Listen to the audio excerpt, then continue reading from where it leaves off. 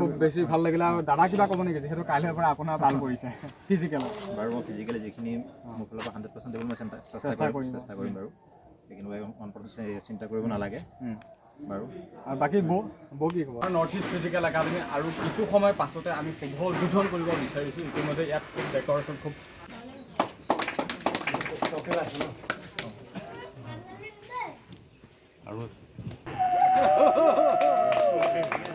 Finally আজি আমাৰ north east physical academy opening কৰিলোঁ। ইয়াত দেখিছে এই একাডেমি আছে হোজাই লংকা 2 নম্বৰ কাকিত নৰ্থ ইষ্ট ফিজিকেল একাডেমি আৰু এই একাডেমিতে হ'ব চাকৰিৰ বাবে প্ৰিপেয়াৰেশ্যন।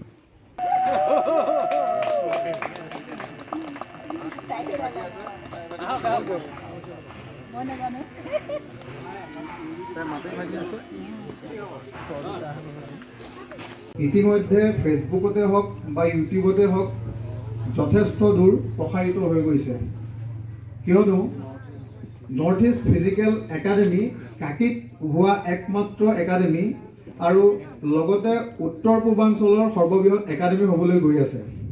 আৰু বৰ্তমান আপোনালোকে নিজে দেখিছে যে এই একাডেমি ভাগৰ যি শুভাৰম্ভণি কাৰ্যসূচী ইতিমধ্যে সম্পূৰ্ণৰূপে সম্পাদন হৈ গৈছে। কিন্তু কথা হ'ল কি, এই একাডেমি ভাগৰনো প্ৰয়োজন কিয় হ'ল? আমাৰ কাকিতে হওক বা অসমতে হওক বা উত্তৰ পূৰ্বাঞ্চলকে ধৰি হওক, এই একাডেমি ভাগৰনো প্ৰয়োজন কিয় হ'ল?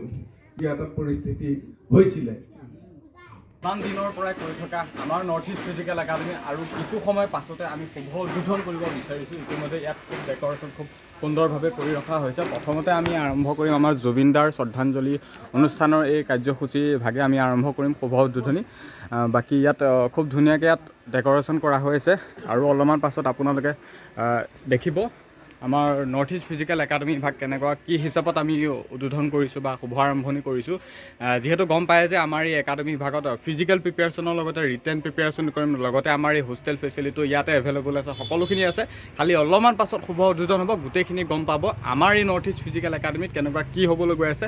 ভিডিঅ'টো চাই থাকিব, শেষলৈকে চাব, গোটেইখিনি কথা গম পাব আচলতে আমাৰ এই নৰ্থ ইষ্ট ফিজিকেল একাডেমি কি হ'বলৈ গৈ আছে। দাদাবোৰ প্ৰচেষ্টাত আজি আমাৰ একাডেমি ভাগ শুভ উদ্বোধনী কৰা হ'ল আৰু অহা কালিৰ পৰা আমাৰ ক্লাছসমূহ ষ্টাৰ্ট কৰা হ'ব। আজি প্ৰায় 2-3 মাহমানৰ পৰা আমি কৈয়ে আছিলোঁ যে প্ৰি মেডিকেল কৰিলোঁ আৰু তাৰপিছতে আমি কৈছিলোঁ যে আমি আপোনালোকক এই একাডেমি ভাগ শুভ উদ্বোধনী কৰাম। তাৰপিছতে আমি একাডেমি ভাগ অপেনিং কৰি পেলাই আমি যিখিনি আপোনালোকক জনাই আছিলোঁ যে আমি ফিজিকেল কৰাম, ৰিটেন কৰাম আৰু সেই কামখিনি হ'বলৈ গৈ আছোঁ অহা কালিৰ পৰাই। তেনেকুৱা কি হিচাপত ক'ব আৰু এওঁ 3জনৰ প্ৰচেষ্টাতে আজি এই কামটো খুব ভালে সুকলমে সফল হৈ উঠিছে। হয়, ইতিমধ্যে নীলকলে কৈছে তো নৰ্থ ইষ্ট ফিজিকেল একাডেমিৰ উন্মোচন আজি হৈ গৈছে, শুভাৰম্ভণি হৈ গৈছে। চবতকৈ ডাঙৰ কথা আৰু আমাৰ কাৰণে এটা বহুত ভাল দিন।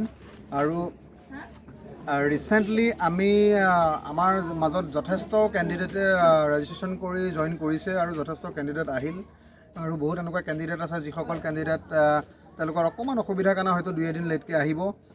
বৰ্তমান সময়ত দেখা মতে বা শুনা মতে আমি যিখিনি বস্তু পাইছোঁ সেই গোটেইখিনি বস্তুৱে আমাৰ ইয়াত প্ৰিপেৰেশ্যনৰ কাৰণে ৰেডি কৰোৱা হ'ব। যেনে অহাকালি মৰ্ণিঙত ফিজিকেল আৰম্ভ হৈ যাব 4টা বজাৰ পৰা। আমাৰ 4টা বজাত আমি সকলোকে গাইড কৰাৰ পিছত মোটামুটি 4:30মান বজাৰ পৰা আমাৰ ফিজিকেল আৰম্ভ হৈ যাব।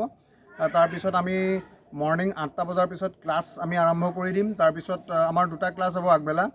তাৰপিছতে আমি খোৱা বোৱা গোটেইখিনি শেষ কৰাৰ পিছতে আকৌ ভাটিবেলা ক্লাছ হ'ব। ভাটিবেলা এটা গেম পিৰিয়ড হ'ব, আকৌ ৰাতি এটা আমাৰ নাইট ক্লাছ হ'ব।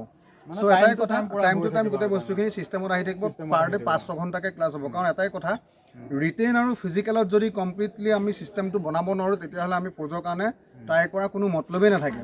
কাৰণ আজিকালি কম্পিটিশ্যনৰ দিন। সেইখিনি সময়ত যদি কিবা কাৰণে আমি ৰিটেন আৰু ফিজিকেলটো যদি কেণ্ডিডেটৰ যদি ষ্ট্ৰং কৰি নেপেলাওঁ তেতিয়াহ'লে সেইজন কেণ্ডিডেটে ফৌজৰ কাৰণে ট্ৰাই কৰাটো আজিৰ দিনত বহুত কষ্টকৰ।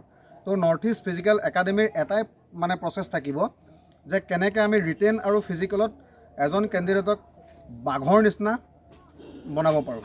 তো সেইটোৱে আমাৰ প্ৰচেষ্টা অলৰেডি উন্মোচন হৈ গ'ল। আৰু আমাৰ ফিজিকেল যিটো আমাৰ ফিজিকেল একাডেমিখনৰ যিটো ফিজিকেল কৰাব মিষ্টাৰ কৃষ্ণমণি কাকতি, তেওঁ গোটেই বস্তুটো চাব। অলৰেডি তেওঁ ফিজিকেল কৰোৱা ল'ৰা বৰ্তমান ইণ্ডিয়ান আৰ্মিত কৰ্মৰত হৈ আছে।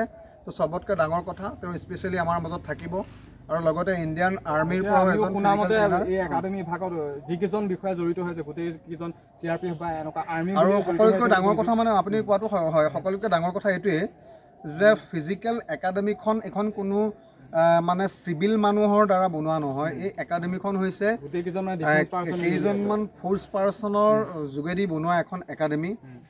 CRPF-ত আছে, দুজন মোৰ সতীৰ্থ CRPF-ত আছে। বৰ্তমান তেওঁলোক কৰ্মৰত অৱস্থাত থকাৰ কাৰণে আমাৰ মাজত উপস্থিত থাকিব পৰা নাই, কিন্তু সময়ৰ সুবিধা অনুযায়ী তেওঁলোক আমাৰ মাজত উপস্থিত থাকিব তেওঁলোক।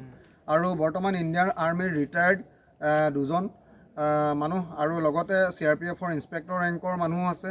চ' আমি এটা টীম হিচাপে মানে ফৌজৰ এটা টীম হিচাপে আমি গোটেই কামখিনি কৰিবৰ কাৰণে আমি সুবিধা পাইছোঁ, যিহেতু আমাৰ অঞ্চলটো সেই তেনেকুৱা পৰিপূৰ্ণ মানুহেৰে ভৰি আছে।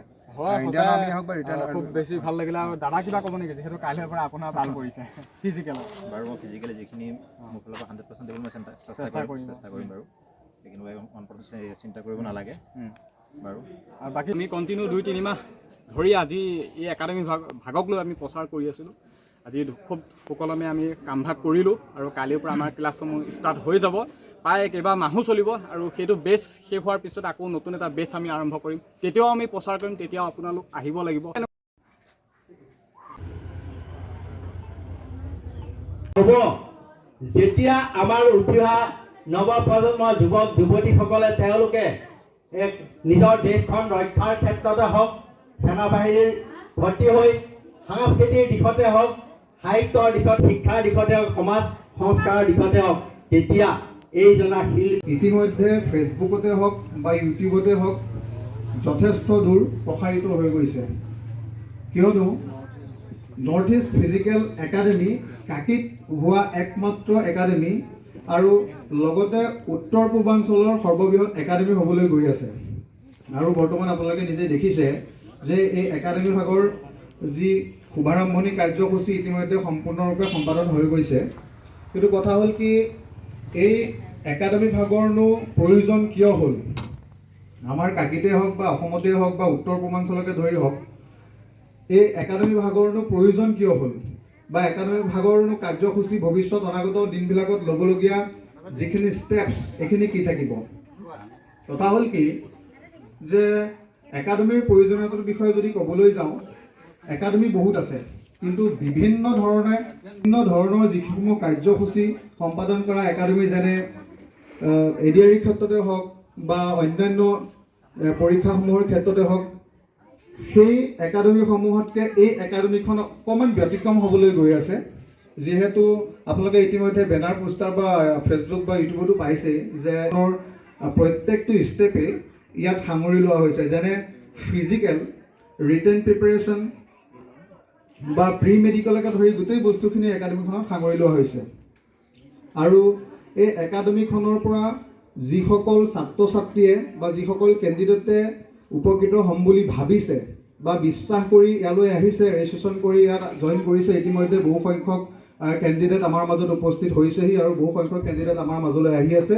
আৰু বহুত কম সময়ৰ ভিতৰতে প্ৰায় 2-3 দিনমান পাছতে আমাৰ ইয়াতে কমচে কম 60ৰ পৰা 70জন কেণ্ডিডেট এই একাডেমী ভাগত এডমিশ্যন লৈ তেওঁলোকে নিজৰ প্ৰিপাৰেশ্যন আৰম্ভ কৰিব। ইতিমধ্যে তেওঁলোকৰ বহুতৰে কিছুমানৰ পৰীক্ষা আছে, 2-4 দিন লেটকৈ আহিব বা তেওঁলোকৰ কিছুমানৰ বিভিন্ন ঘৰুৱা সমস্যা আছে। তো যথেষ্ট সংখ্যক যিসকল ফ্ৰী আছিলে, যিসকল কেণ্ডিডেট ফ্ৰী আছিলে, তেওঁলোক ইতিমধ্যে আমাৰ মাজত উপস্থিত হৈছেহি আৰু বৰ্তমানো আহি আছে। আৰু 2-3 দিন ভিতৰতে মই ভাবোঁ যে প্ৰত্যেকজন ৰেজিষ্ট্ৰেশ্যন কৰোৱা কেণ্ডিডেট ইয়াতে আহিব। এতিয়া কথা হ'ল কি, যিসকল কেণ্ডিডেটে ৰেজিষ্ট্ৰেশ্যন কৰি বৰ্তমান আমাৰ মাজত উপস্থিত হৈ আছে, এই কেণ্ডিডেটসকল হৈছে আমাৰ তিনিচুকীয়া, নাহৰকটীয়া, ডিব্ৰুগড়কে ধৰি